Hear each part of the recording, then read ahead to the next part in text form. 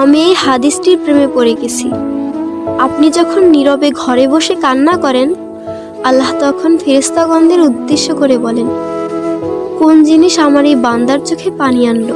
ফেরেশতাগণ বলেন, আপনার বান্দা সুখে নেই, আপনার বান্দা অনেক দিন হাসেনি। এই বলে ফেরেশতাগণ কান্না করতে থাকেন এবং আল্লাহকে বলেন, হে আমার রব, আপনি জানেন আপনার এই বান্দার হৃদয়ে কি রয়েছে, অতএব আপনি তার জন্য সবকিছু সহজ করে দিন। আল্লাহ বলেন, আমার এই বান্দা এমন কিছু জীবন থেকে হারিয়ে ফেলেছে যা সে অধিক ভালোবেসেছিল। অতএব আল্লাহ বলেন, আমি শপথ করছি, আমার বান্দা তার জীবন থেকে যা হারিয়েছে এর চেয়ে উত্তম জিনিস তাকে এনে দেব, যা দেখে দুনিয়া ও আখিরাতের সবাই বিস্মিত হবে।